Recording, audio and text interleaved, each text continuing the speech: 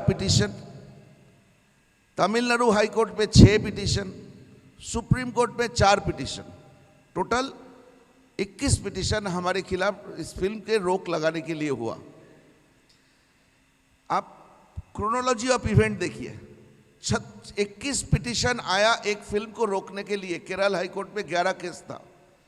तो जिस दिन पहले जो केस था सुप्रीम कोर्ट में, उस दिन 3 केस को माननीय चीफ जस्टिस खारिज कर दिया, उसमें टेक्निकल प्रॉब्लम था, तो 18 केस बचा। तो एक दिन केरल हाई कोर्ट में हम अटेंड कर रहे हैं, एक दिन तमिलनाडु हाई कोर्ट में अटेंड कर रहे हैं। और सबसे मज़ेदार बात हुई, जो पिटिशनर थे उनका नाम था शेख अब्दुल्ला केरल से, जिनकी उन्होंने लिखा है मंथली इनकम 21,000 रुपया। 21,000 रुपया इनकम करने वाले एक बंदे ने सुप्रीम कोर्ट में जो केस डाला, उसके लिए लड़ने कौन आया? कपिल सिब्बल, जिन्होंने 40 लाख रुपया पर अपीयरेंस में वो करते हैं, चार्ज करते हैं। उनके लिए आया इंदिरा जयसिंह, जो 35 लाख रुपया पर डे चार्ज करते हैं। सो एक तरफ दिल्ली की बड़े से बड़े वो थे और एक तरफ हम लोग थे। तो हमें कुछ क्या करना था, इनके साथ लड़ाई करने की तौर तरीका जानते नहीं थे, और हमारे पास पब्लिसिटी के लिए कुछ पैसा था। ये बड़ी इंटरेस्टिंग, मैनिपुलेशन शब्द इतना इंटरेस्टिंग है ना। तो हमारे पास पब्लिसिटी के लिए 2-3 करोड़ रुपया हमारे पास था। हमने सोचा रहे ये तो पब्लिसिटी का बहुत बड़ा जरिया है, सुप्रीम कोर्ट में लड़ाई चल रहा है। हमने हरीश साल्वे को हायर किया। हरीश साल्वे जी हमसे 25 लाख रुपया पर डे अपीयरेंस के लिए लिए। हमने 2.5 करोड़ रुपया खर्चा किया ये 9 दिन की कोर्ट केसेस में। मज़ेदार बात है, अब आप लोगों को और एक बार ताली देना पड़ेगा। 5 में 9 बजे हमारा पहला स्क्रीनिंग था, पहला शो था। 4 में 3:45 में सुप्रीम कोर्ट ने सारे 18 को डस्टबिन में फेंका और बोला ये फिल्म रिलीज होगा। अब आप सुनिए पैरेलल मैनिपुलेशन की कहानी। हमारी जो 11 दिसंबर जो टीजर रिलीज हुआ था, उसमें था 32,000 लड़की भर्ती में दफन हो गया। जब सुप्रीम कोर्ट की केस खारिज हो गया, अचानक हमारी पेज हैक हो जाता है 10 मिनट के लिए। इसकी एक वीडियो हमने 6 जून को प्रूफ के साथ दिए है कि 10 मिनट के लिए हमारी यूट्यूब अकाउंट हैक हुआ था। और वो जो वीडियो 6 महीने से यूट्यूब चैनल में है, एक दिन 10 मिनट के लिए वो हैक होने के बाद 20,000 स्क्रीनशॉट लिया जाता है और प्रोपागेंडा चलता है कि इन लोगों ने 32,000 नंबर को 3 नंबर में कन्वर्ट कर दिया। हमें पता चलता है और इमीडिएटली उसको हमने अब फिर दोबारा 32,000 कर देते हैं। बात यह है, यहाँ पे मेरी 2 आर्गुमेंट मैं हर जगह पे करता था। 32,000 नंबर कैसे पहुंचा, उसकी हिसाब यूट्यूब चैनल में हम दे चुके हैं। कहाँ से ये नंबर आया? नंबर 1, 32,000 नंबर जो लोग वहाँ पे है, जो लोग काम कर रहे हैं वहाँ पे, और जो लड़कियाँ अर्षा विद्या समाजम की जो लड़कियों को हम लोगों ने हमारे साथ थे, उनके हिसाब से ये नंबर, ये मैनिपुलेटिव कन्वर्शन वाली नंबर 32,000 से बहुत ज़्यादा है। 50,000, 60,000, 1 लाख से ज़्यादा है। दूसरा, ये मूर्ख ये नहीं समझते हैं, अरे जिस देश की एक लड़की के साथ भी अगर ऐसे होती है, उस देश को शर्म से सर झुक जाना चाहिए। वो लोग अभी नंबर, जैसे कि 32,000 की जगह अगर 27,932 होता तो हम गलत प्रूफ हो जाते, तो ये अलाउड है। तो ध्रुव राठी जैसी, आकाश बनर्जी जैसे लोग कुछ कहने बातों को लेके कुछ वीडियो करके बहुत पॉपुलैरिटी लिए। 2012 16 जुलाई या 16 जून उमान चंडी जब कांग्रेस की चीफ मिनिस्टर थे, उन्होंने विधानसभा की फ्लोर में एक सवाल की जवाब में 4 जवाब दिया था। ही एक्सेप्टेड दैट केरल में ऑफिशियली, मतलब आप तज्जिब बात है, Kerala is the only state in the country जहां पे ऑफिशियल कन्वर्शन सेंटर है और ऑफिशियल नंबर अनाउंस करते हैं। और उसके बाद वो जो रिपोर्ट था ना, आकाश बनर्जी ध्रुव राठी जैसे बड़े बड़े पंडित जितने मार्केट में यूट्यूबर वगैरह है, इन्होंने वो जो रिपोर्ट था ना मलयालम लैंग्वेज पे जो रिपोर्ट था, वो रिपोर्ट तक भी सोर्स नहीं किया था। उन्होंने टाइम्स ऑफ इंडिया की 2012 की उस डेट की एक रिपोर्ट को आपने प्रूफ मान लिया। और इन लोगों की प्रूफ तो आप जानते हैं। वहाँ पे ओमान चंडी ने जो सेंटेंस बोला था, उस सेंटेंस का पहला हाफ लिया, सेकेंड हाफ को दिया नहीं, पिक्चर में दिखा दिया टाइम्स ऑफ इंडिया। तो लोगों को लगा टाइम्स ऑफ इंडिया का न्यूज़ है, लेकिन ओमान चंडी का पूरे सेंटेंस क्या था, वो सिर्फ और सिर्फ विधानसभा की जो रिपोर्ट निकलते जो ऑनलाइन में मिलता है वहाँ से हमें मिला था, और हमारे पास हमने उस वीडियो में वो डॉक्यूमेंट डाला। बात क्या है कि ये मीडिया, आप जो मीडिया को हम सामने देखते हैं ना, ये जो नोएडा सेक्टर 6 की मीडिया है, वो मीडिया ज़्यादा इन्फ्लुएंस नहीं करता है। ये जो विशस पॉइजनस यूट्यूब चैनल्स जो पड़े हैं ना, आकाश बनर्जी, आपको ताज्जुब होगा, केरला स्टोरी के खिलाफ जो वीडियो ध्रुव राठी ने, बाद में पता चला कि उस वीडियो के लिए कितना करोड़ों रुपया, कितने पैसे की डील हुआ था, वो मैं बाद में बताऊंगा, क्योंकि मैं अनसपोर्टेड मैसेज नहीं दूंगा। ऑलमोस्ट 11 मिलियन व्यू हुआ था उसकी। आप सोचिए, एक ध्रुव राठी की वीडियो देखने के लिए 11 मिलियन कहाँ से नंबर इकट्ठा करते हैं? क्या इकोसिस्टम है, कहाँ रहते हैं वो लोग, कौन सी रियलिटी में जीते हैं? वो जो ऑस्ट्रिच ये सैंड के अंदर मुंह छुपा के रखते हैं ना। आप सोचिए, केरल में इनको कोई लेना देना नहीं है कि केरल एक छोटा सा स्टेट है जहाँ पे कोई इंडस्ट्री नहीं है, 4 इंटरनेशनल एयरपोर्ट है। यूपी में अभी जाके 4 इंटरनेशनल हुई, महाराष्ट्र में 2 इंटरनेशनल एयरपोर्ट है। केरल इतना छोटा सा, किसी की कोई सवाल नहीं आता है इनकी मन में। They call them progressive democratic. Kerala में 4 इंटरनेशनल एयरपोर्ट, करता क्या है, कौन लोग चलते हैं वहां से? इंडस्ट्री तो है नहीं। केरल में सबसे कम जो एज ग्रुप की लोग मिलेगा वो है 20 से 35, क्योंकि नौकरी नहीं है केरला में। सब केरला के लड़के दिल्ली आते हैं, मुंबई आते हैं, बैंगलोर जाते हैं, हैदराबाद जाते हैं, या तो सऊदी अरेबिया जाते हैं या दुबई में जाते हैं। नोबडी क्वेश्चंस, क्योंकि मीडिया को ऐसे मैनिपुलेशन करके रख दिए है। केरल एक लंबा सा स्टेट है। कोची के नीचे जो केरला है ना, उसके बारे में इतना एक सपने की दुनिया बना के रख दिए है। Beautiful backwater, beautiful greens, lovely culture. अरे उसके ऊपर वाले जो केरला है, जो नॉर्थ केरला है, वहाँ पे क्या हो रहा है कोई किसी को मालूम नहीं। वहाँ पे अट्टिकाट करके एक जगह है, अट्टिकाट की वीडियो, CNN की वीडियो यूट्यूब पे अवेलेबल है, जहाँ पे शरिया कानून चलता है, जहाँ पे लड़कियों को अकेला बाहर निकलना बैन है। कोई यूट्यूब चैनल नहीं चल सकता, कोई इंटरनेट नहीं चल सकता, क्योंकि शरिया कानून में वो मना है। अरे मुझे डिस्क्रेडिट करके क्या फायदा? जाओ ना, जाके करो। मैंने एक लड़की को बोला था, एक निधि श्री करके एक स्टार, कौन सी एक हिंदी चैनल की है, वो मेरा इंटरव्यू लेने आई थी। मैंने बोला था मैं इंटरव्यू दे दूंगा, लेकिन तुम्हें केरला में जाके रिपोर्ट करना पड़ेगा, प्रूफ करना पड़ेगा कि मैंने जो बोला वो सच है। भाई साहब बिलीव करिए, वो लड़की गई अकेली, और वो पुन्नानी सेंटर जहाँ which is the epicentre of the manipulative conversion, वो वहाँ पे से जाके रिपोर्ट की है। एंड प्रधानमंत्री जी उसकी जिक्र की है कि ये लड़की ने एक जर्नलिस्टों की तरह ताकत दिखाई। उसने ये प्रूफ करके दिखाया कि जो नंबर लेके बातें, आर्गुमेंट चल रहा है, उससे कई गुना ज़्यादा कन्वर्शन हो चुकी है।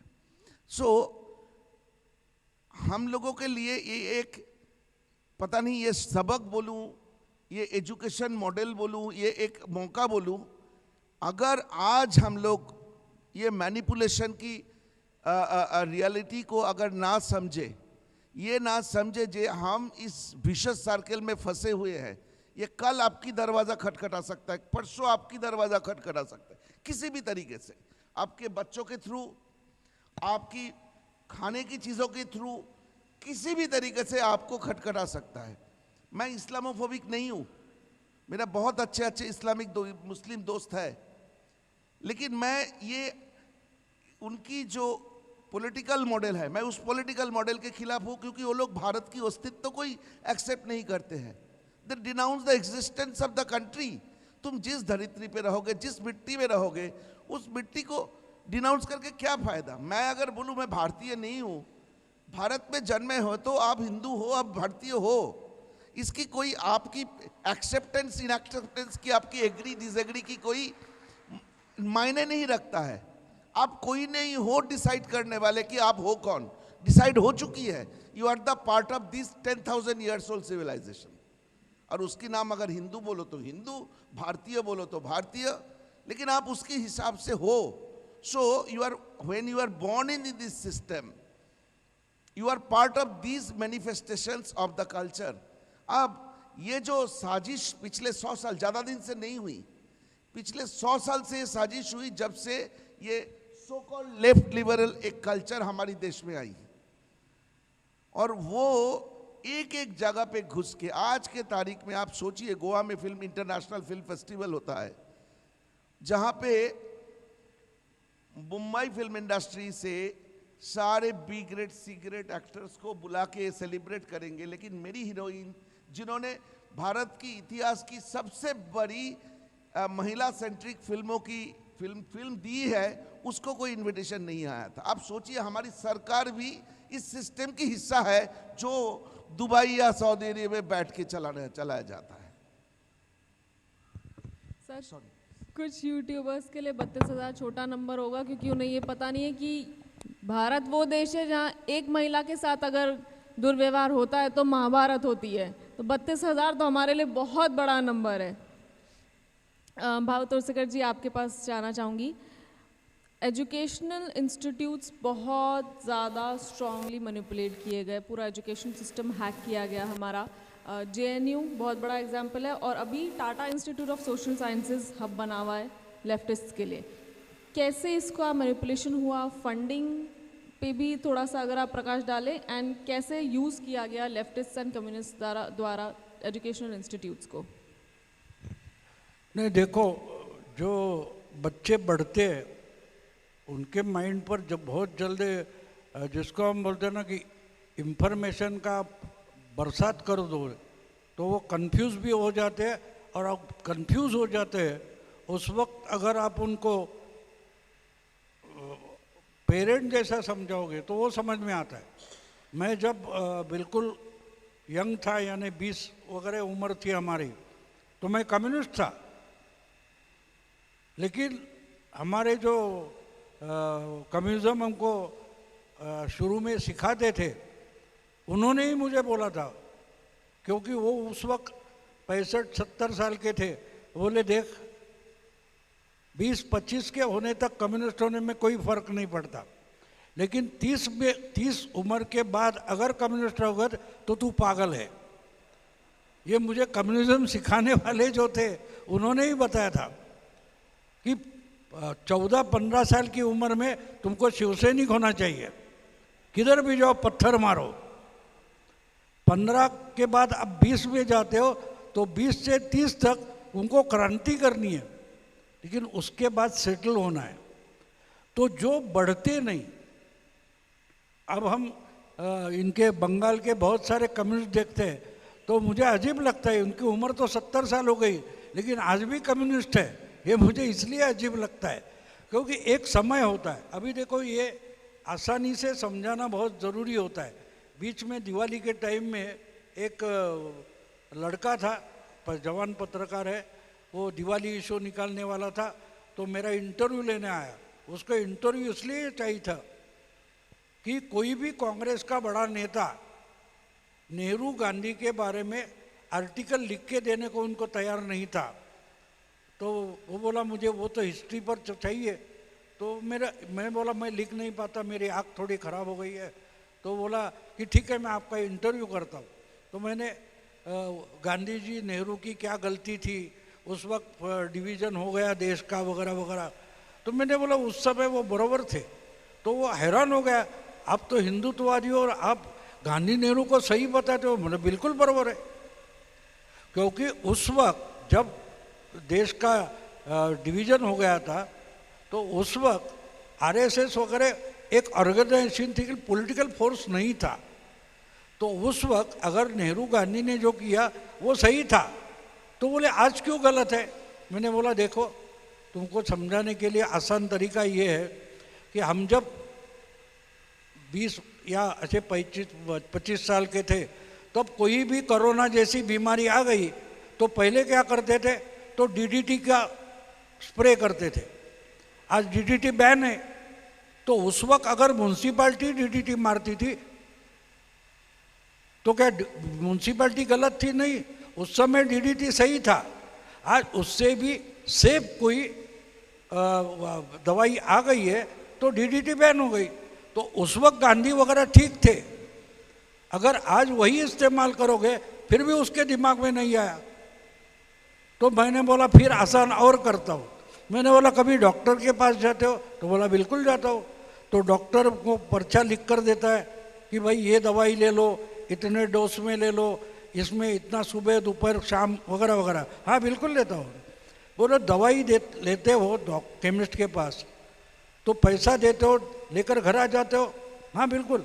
बोले उस पर एक्सपायरी डेट नहीं देखता? नहीं देखता हूँ। बोला हाँ, तो गांधी नेहरू की एक्सपायरी डेट हो गई है। वो उस समय के लिए सही था। अब मार्क्सिज्म की बात देखो, 19वीं शताब्दी में मार्क्स ने जो थियोरी बनाई है, जब इंडस्ट्रियल रिवॉल्यूशन चल रहा था उस वक्त जो मजदूर थे उनका बहुत भारी एक्सप्लॉयटेशन चल रहा था, उस आधार पर उन्होंने एक थियोरी बनाई। वो उस समय सही थी, लेकिन मार्क्स ने अपने सपने में भी टेक्नोलॉजी रिवॉल्यूशन सोचा भी नहीं था और आज आ गया। आज रोबोट्स चल रहे, तो एक्सप्लॉयटेशन आया कहाँ से? लेकिन आप वही अगर आगे लाना चाहते हो तो आप एक्सपायरी हुई जो दवा है वो बाद में जहर बन जाती है। आज नेहरू गांधीज़म जो है या मार्क्सिज्म जो है वो इंसान के लिए जहर बन चुका है। समझा आप क्यों गलत है? तो अगर देखो, मेरा एक तरीका है, मैं बातें आसान करना चाहता हूँ कि मुझे कहना है, सामने वाले को समझना चाहिए। नहीं तो बड़े बड़े विद्वान होते हैं, वो तो सोचते हैं कि सामने वाले को ना समझे ऐसे कैसे लिखूं। वो मेरा तरीका नहीं है, क्योंकि मैंने जहाँ जर्नलिज्म, हम तो कॉलेज में गए नहीं थे, ना मास क्या बोलते कम्युनिकेशन वगैरह। हमारे जो सीनियर्स थे उनकी लातें खाकर हम जर्नलिस्ट बने। तो हमारे जो आचार्य अत्रे बड़े थे, उन्होंने एक बात कही थी कि तुम जो लिखोगे वो सामने वाले को समझना चाहिए। अगर उसको नहीं समझ रहा है तो तू मूर्ख है, तू गधा है। तो बोले कैसे? अरे धंधा ही समझाने का है और सामने वाले को समझेगा नहीं तो तू गलत व्यापारी है, तेरी दुकान बंद हो जाएगी। कितनी कम्युनिकेशन की आसान बात उन्होंने कही कि धंधा अगर समझाने का है तो उसको समझने वाले, एक कोई दूर गांव से, बोले बस्तर वगैरह, वहाँ से कोई आदिवासी यहाँ आ जाता है और उसको यहाँ टावर पर लेके जाओ और ऊपर से बोले आ जा, तू ऊपर आ जा। अरे उसको लिफ्ट पता नहीं है, उसको सीढ़ियाँ पता नहीं है, उसने 2-3 मंजिला इमारत तक नहीं देखी है, वो कैसे आएगा? तो आपको नीचे आना पड़ेगा, उसको हाथ पकड़कर ऊपर ले जाना पड़ेगा। ये समझाने का तरीका होता है। जब ये नहीं होता है तो चमत्कार करके दिखाओ। तो बात ये होती है, कहने का मतलब ये है कि स्कूल से जब बच्चे को एक हाथ को पकड़ कर, एक बात बोल दूं आपको, मोदी का मेडिसन स्क्वायर में भाषण हुआ था, तो जब वो हुआ उसके बाद हमारे यहाँ भी दिखाया गया था लाइव। तो एक मराठी के बड़े संपादक है, उनका फ़ोन आया था, मुझे बोले तुमने देखा? मैंने बोला हाँ देखा। कैसा लगा? मैंने बोला मेरी समझ में नहीं है। अरे कमाल है, हिंदी में तो बोल रहे थे। मैंने बोला हाँ हिंदी में बोल रहे थे। आप कहाँ अमेरिका से बोल रहे हो, न्यूयॉर्क में हो? बोले नहीं, मैं तो मुंबई में हूँ। बोले आपने क्यों सुना? वो तो मेडिसन वालों के लिए था ना। वो मेडिसन वाले जो अमेरिका में एनआरआई है उनके लिए था, आपके लिए नहीं था। आपने सुना, ये पहली गलती है। और दूसरी बात है, वो मेडिसन स्क्वायर में जमा हुए उनके लिए है, ये आपको पता ही नहीं है। आप गलत क्यों है पहले समझ लो।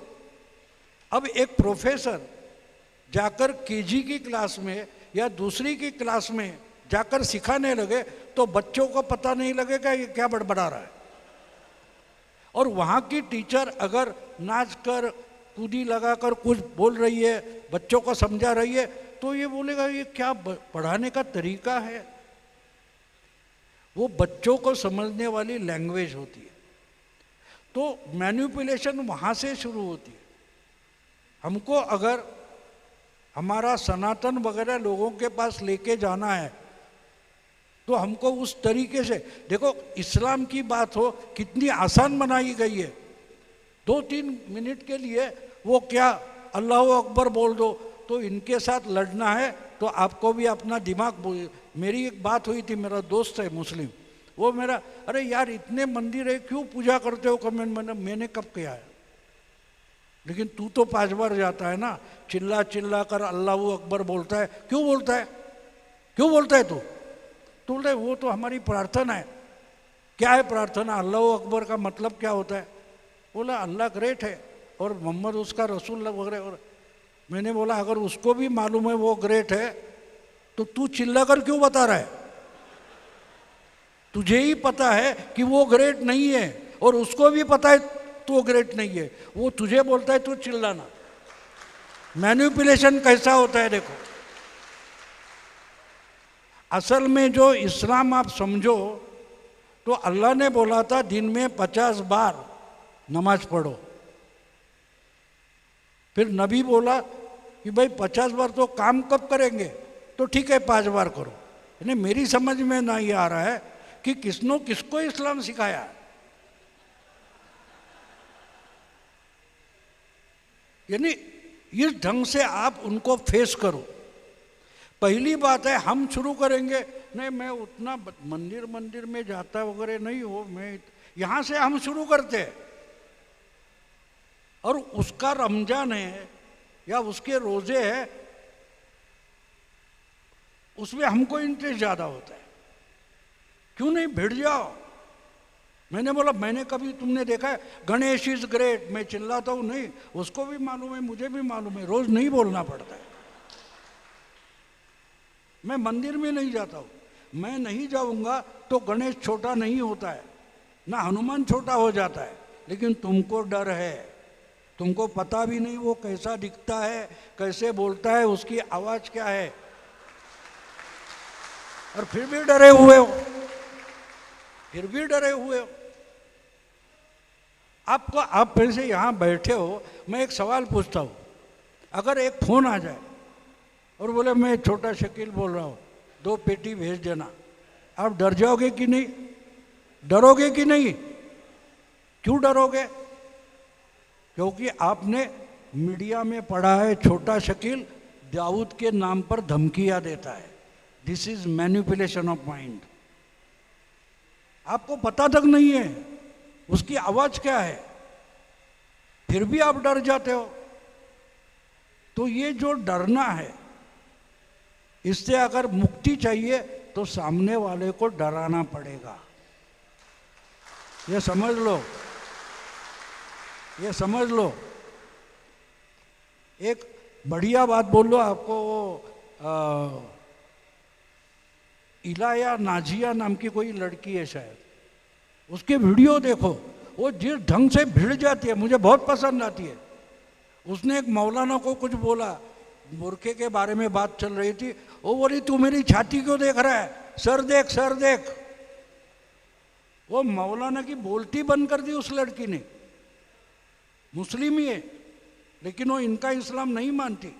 तो अगर उस ढंग से भिड़ जाओगे, हमारे पहले सेशन हुआ शिवाजी महाराज का, शिवाजी महाराज उसी ढंग से भिड़ गए थे, ये समझ लो। शिवाजी महाराज के पहले हमारे हिंदू राजा निहत्थे पर हमला नहीं करते थे।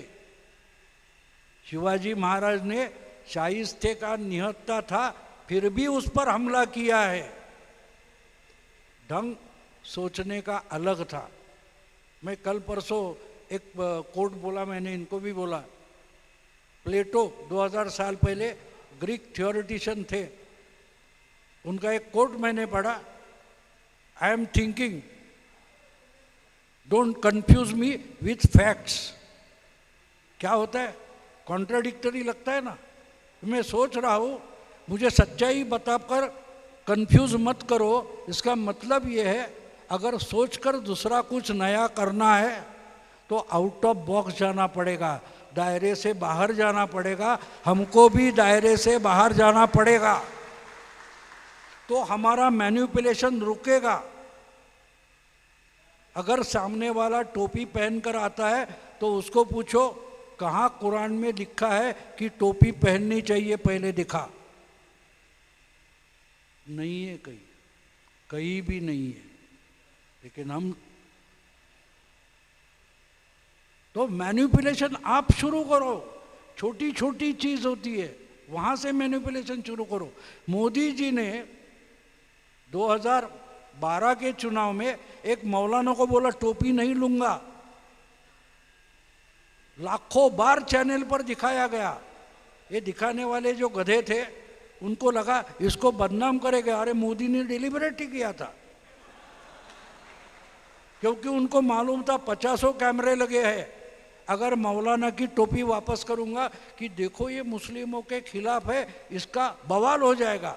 और जितना हो जाएगा उतने बहुत सारे दुखियारे हिंदू जो है वो बोलेंगे अरे हम में कम से कम एक शेर है कि टोपी नहीं लगाऊंगा बोल रहा है। यानी 14 के चुनाव शुरू होने से 1.5 साल पहले मोदी ने एक हिंदू वोट बैंक बना डाली थी, उसको मैनिपुलेशन बोलते। डर कर मत बैठो, अपनी जगह पर जो कर सकते हो ये करना सीखो, अपनी तरीके से सोचो, कंफ्यूज मत हो जाओ। आप कंफ्यूज होते हो क्योंकि कोई ना कोई आपका माइंड मैनिपुलेट कर रहा है। तो ये स्कूल से हम अच्छा अंग्रेजी आना चाहिए, कॉन्वेंट में डाल देते, फिर उधर बाजू में चर्च लगा रहता है, वहां से मैनिपुलेशन शुरू होता है। डटकर होना चाहिए कि वहां जाकर भी शुरू हो जाना चाहिए। जब हम करते हैं तो उत्तर प्रदेश में बुलडोजर बाबा खड़ा हो जाता है। अचानक नहीं आता बुलडोजर बाबा। एंड्रू जैक्सन नाम का अमेरिका का 7वां प्रेसिडेंट था 190 साल पहले, उसका एक अच्छा कोट मैंने पढ़ा है, बहुत अच्छा है। 1 man with courage makes a majority.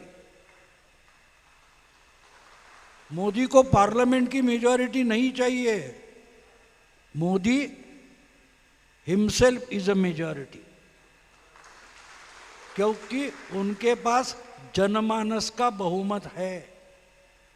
और वो बहुमत अगर हम है तो हमको मैनिपुलेशन शुरू करना पड़ेगा। हर बात को जो हमारे सनातन या हमारे कल्चर के बाहर है उसको जगह जगह पर चैलेंज करना पड़ेगा, जगह जगह पर चैलेंज करना पड़ेगा। बहुत सारे आपको कभी मैं समय मिलूंगा तो उस पर भी वीडियो बनाऊंगा कि कुरान देखो, ये साहिल वगैरह, ये नाजिया मैंने बोला, इन्होंने बढ़िया अच्छा एक्स मुस्लिम है, उन्होंने आपको सिखाने के लिए कुरान में क्या गलतियां है वो दिखाना शुरू किया है। वो देखना शुरू कर दो तो आप चैलेंज करना। वो चैलेंज कर रहे हैं, हमको तो करना ही पड़ेगा।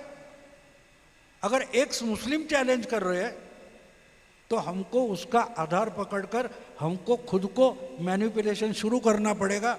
और देखो, आप सबका अनुभव बोलता हूं, आप कुत्ते से डरते हो ना तो डरो मत, आगे जाओ, कुत्ता पीछे जाता है।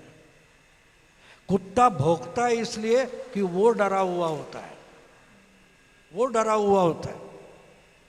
आप आगे जाओ, वो पीछे जाएगा। पड़ोसन नाम की फिल्म याद है ना, वो महमूद सुनील दत्त को बोलता है, बोला आगे मत आना, आगे मत आना, तुम आगे आएगा हम पीछे जाएगा। This is manipulation. बिल्कुल आसान करके बता रहा हूं। तो ये कौन करेगा, इसकी राह मत देखो, राह मत देखो। आप अपने तरीके से जहां मिलेगी जगह वहां मैनिपुलेशन शुरू कर दो, इनकी ताकत बढ़ेगी, इनकी ताकत बढ़ेगी। एब्सोल्युटली सर, समय की थोड़ी व्यवस्था के कारण एक दो सवाल भी लेना चाहेंगे। तो बहुत सारे मीडियम्स हैं, वैसे तो लिटरेचर हम कवर नहीं कर पाए क्योंकि ऑलरेडी काफ़ी हो गया है सेशन। लिटरेचर है, लिटरेचर फेस्टिवल्स है, लिटरेचर फेस्टिवल्स भी बहुत स्ट्रांगली मैनिपुलेट किए गए और एक फौज, एक जनरेशन ऑफ वोक्स क्रिएट कर दी गई। अब वो वोक्स पे जाएंगे तो और एक पूरा सेशन करना पड़ेगा, so we'll cut it short here. Question, सवाल अगर आपके हैं, दोनों से ही एक एक सवाल ही ले पाएंगे। If anyone has any questions, जी माइक दे देंगे।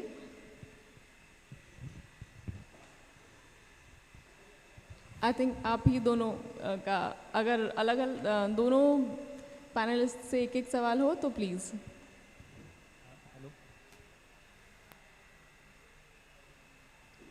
हेलो, मेरा सवाल भाऊ जी के लिए है। मराठी चलेगा या हिंदी में? आवाज़ नहीं आए, थोड़ा जोर से। हेलो, हाँ, मेरा सवाल भाऊ जी के लिए है। मराठी चलेगा या हिंदी में ही पूछना है, कैसा ये है? लार्जर ऑडियंस थोड़ा हिंदी समझिए ज़्यादा। तो पिछले जो अभी चुनाव हुए 3 राज्यों के, उसमें लगभग हर जो एजेंसी थी, polling agency, how did they miss A wave that was really running in the ground? जो चल रहा है ज़मीन पे, 160 सीट मिल गया, how could nobody see it? ऐसा क्या है कि वो सैम्पलिंग उनके करने में गलती है, या वो सैम्पलिंग करते ही नहीं है, या are they part of the system which I suspect there, but I would like your views on it. Thank you. नहीं, सवाल नहीं आया है समझ में, एक बार थोड़ा क्लियरली वापस बोलेंगे? मराठीत विचारतो। मराठी आपको चलेगा तो आप ठीक आहे, मराठीत विचारतो। 3 राज्यातील जे निवडणुका झाल्या त्या निवडणुकांमध्ये सुनाई दे नहीं रहा है क्लियरली एक्चुअली। बिना माइक के पूछ लीजिए आप, सुनाई देगा।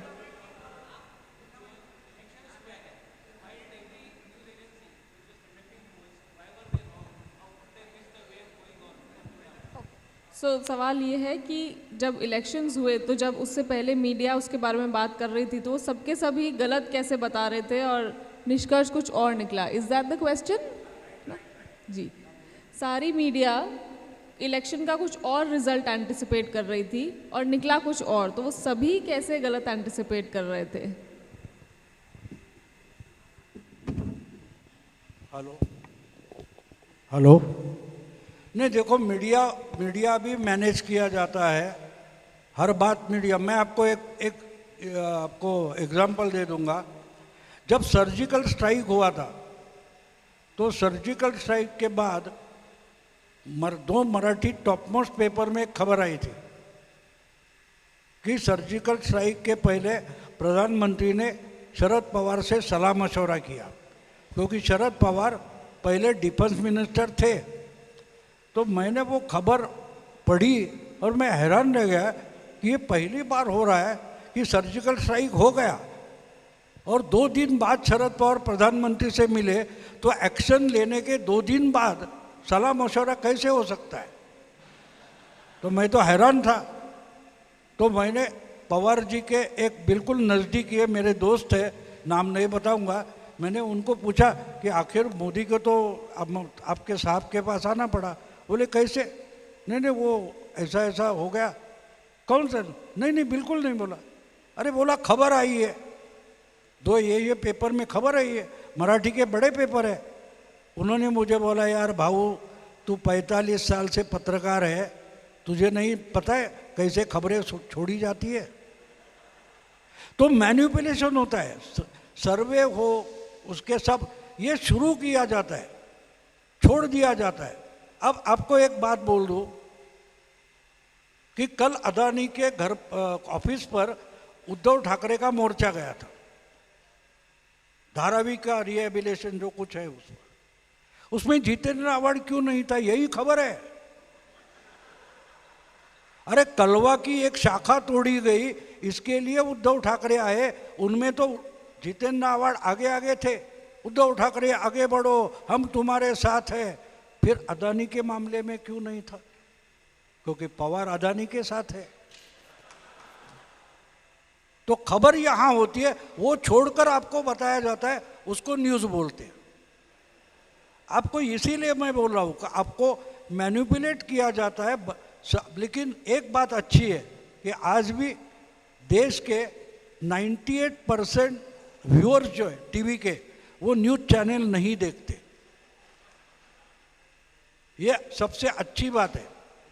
और कांग्रेस ने अगर 50 साल में किया हुआ अच्छा काम है तो लोग न्यूज़पेपर कम से कम पढ़े, ये उन्होंने काम किया। इसलिए 14 में मोदी जी आ गए, वरना मुश्किल था।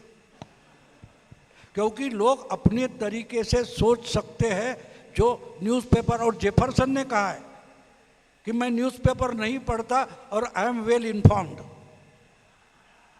और क्या चाहिए?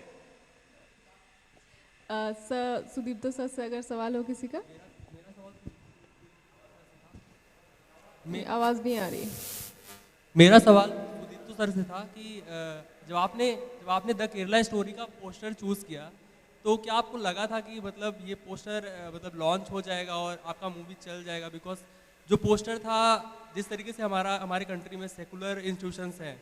नहीं, पोस्टर से रिलेटेड सवाल है पर क्लियरली सुनाई नहीं दे रहा है एक्चुअली। जिस तरीके से हमारे कंट्री में सेकुलर इंस्टीट्यूशंस हैं। दादा खुद ही आ गए।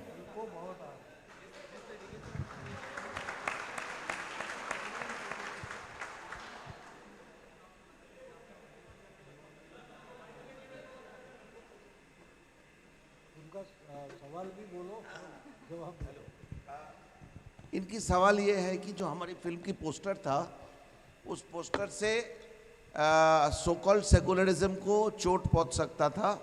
और हमें डर लगा कि अगर ये इसकी रिएक्शन होता है तो सो कॉल्ड सेकुलर लोग ये फिल्म नहीं देखेंगे। हमने नहीं सोचा था एक्चुअली। ये फिल्म जो मज़ेदार बात ये है, फिल्म रिलीज़ होने से पहले और जो लोग क्रिटिसाइज कर रहे थे, या आज जो लोग क्रिटिसाइज कर रहा है अभी भी, इन लोगों ने फिल्म नहीं देखा। फिल्म देखने के बाद मुझे नहीं लगता है कि out of approximately 8 to 10 crore people whoever has seen the film, 1-2% में भी 5% को फिल्म अच्छा नहीं लगा होगा। ठीक है, क्रिएटिव को ये डिफरेंसेस हो सकता है। मैंने नहीं क्लेम किया कि मैंने दुनिया की सबसे अच्छा फिल्म बनाया, बिल्कुल नहीं क्लेम की। लेकिन ये फिल्म देख के कोई इंसान मूव्ड नहीं हुआ, इमोशनल नहीं हुआ, ये मैं मान नहीं सकता। तो मैटर ऑफ फैक्ट इज, हमने जब बनाया था फिल्म को, मैं और मेरी producer including my actor actresses, हमने कभी नहीं सोचा था इसका कोई पॉलिटिकल इम्प्लीकेशंस हो सकता है। हमने ह्यूमन स्टोरी बोलना चाहते थे। मैंने उस लड़कियों की दर्द देखा, वो जो मैनिपुलेटिव कन्वर्शन की शिकार जो लड़कियां हैं ना, उनकी दर्द देखा। दिन आफ्टर रिकन्वर्शन ना ये लोग घर जा सकते हैं, ना ये लोग नौकरी में जा सकते हैं, ना कोई सोशल रिकॉग्निशन है। मैंने 10-12 ऐसे लड़कियों से मिला 2017-18 में, जो लोग आज मीडिया की डार्लिंग होकर बैठी हुई है। सारे चैनल में आप लोग देख पाएंगे उस लड़कियों को। केरला अर्षा विद्या मंदिर की, वो लोग मानते हैं कि हमारी फिल्म उनको भाषा दिए है, ताकत दिए है। उसको 3 दिन से खाना नहीं खाए थे।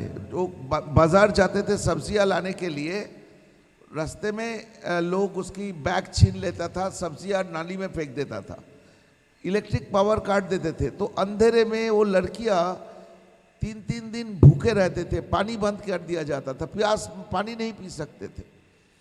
तो इतने दर्द हम लोगों ने उस लड़कियों को देखा। ओनली गलतियां वो लड़कियां किए थे कि वो लोग प्यार करते थे, और उस प्यार की जो कीमत उस लड़कियों ने चुका रहे थे, ये फिल्म उन्हीं के लिए था। मैंने कभी नहीं सोचा था कि शशि थरूर आके बोलेगा this is not my Kerala. What utter nonsense! एक पॉलिटिकल लीडर इतना नॉनसेंस कैसे हो सकता है? मैं क्या बोलूं, मेरी ममता दीदी ने फिल्म नहीं देखा, जस्ट उनको कुछ मुस्लिम वोट चाहिए था।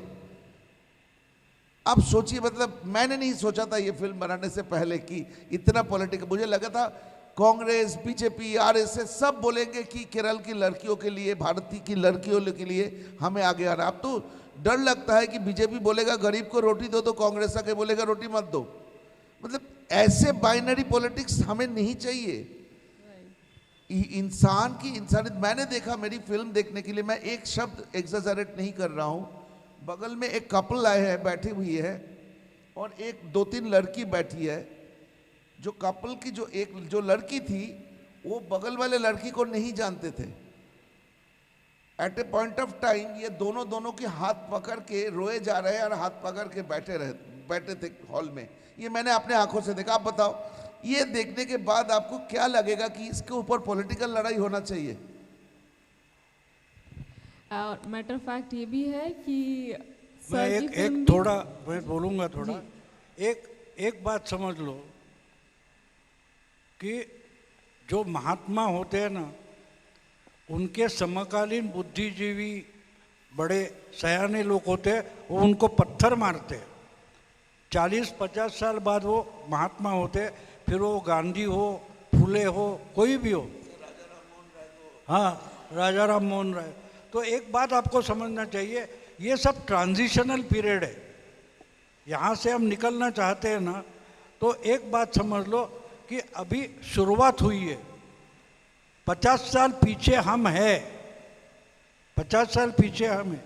मैंने किसका पढ़ा था याद नहीं, लेकिन स्कूल के टाइम में हमने केनेडी का एक मैंने पढ़ा हुआ याद है कि दुनिया अमेरिका में आती है और बोलती है अमेरिका इतना पैसे वाला है इसलिए हमारे रास्ते इतने अच्छे हैं। बात उल्टी है, हमारे रास्ते इतने बड़े अच्छे हैं इसलिए हम पैसे वाले हैं। हमारे यहाँ पिछले 10 साल के बाद रास्ते बनना शुरू हो गया। तो वही सोशली, कल्चरली, पॉलिटिकली हो रहा है। तो हम इसमें डर छोड़कर कितना योगदान दे सकते हैं ये सोचना शुरू कर दो, यानी कि फैक्ट्स बाजू में रखो, कंफ्यूज मत हो। तो मैटर ऑफ फैक्ट की जो बात करी, पोस्टर से सर की फिल्म भी खूब बहुत चली, और वही पोस्टर सर मेरे पॉडकास्ट पे आए थे, वही पोस्टर रखकर रील बनाई थी, वो रील भी बहुत वायरल हुई। तो इट वर्क डेफिनेटली। समय की व्यवस्था है और मुझे लगता है भोजन का समय हो गया है अब, तो सेशन को यहाँ पे वाइंड अप करते हैं जी। एक्चुअली ऑलरेडी ज़्यादा टाइम हो गया है, आप पर्सनली या तो ले लीजिएगा सर के साथ, हम वाइंड अप करते हैं सेशन।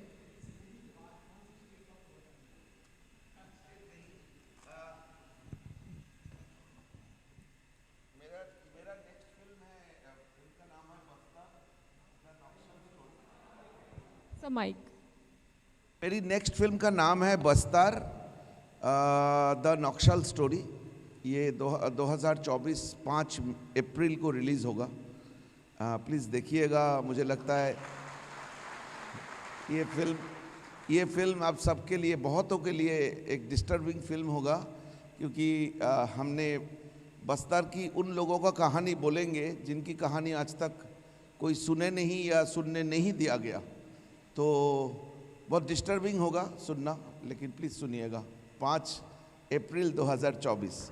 और साथ में मैं एक चीज़ बोलना चाहता हूँ, ये अदिति जी जो है उनकी एक है मूड्स ऑफ इंडिया करके एक web channel, moods of Bharat एक क्या है वो, उसमें मेरा एक पॉडकास्ट है, उसमें मैं और डिटेल में बात की है। तो ये चैनल सब्सक्राइब करिएगा। तो और खूब बहुत सारे अच्छे अच्छे वीडियोस, और मतलब भारत की जो जिसकी आज के तारीख में जिसकी बात मैं हमेशा करता रहा हूँ, भारत की बात करने वाले बहुत कम लोग हैं। इंडिया के बात करते हैं, ये जेनेक्स के बारे में बात करते हैं, लेकिन भारत की बात करने वाले बहुत कम हैं। तो उनका ताकत बढ़ाना चाहिए। तो आइए एक कम्युनिटी बनाते हैं एक साथ। ये लड़ाई बहुत लंबा है। सर ने अभी बोला कि अभी शुरू हुई है, तो बचा लेंगे देश को शायद। Thank you. तथास्तु। Thank you Sudipto Sen ji, thank you Bhau Torsekar ji.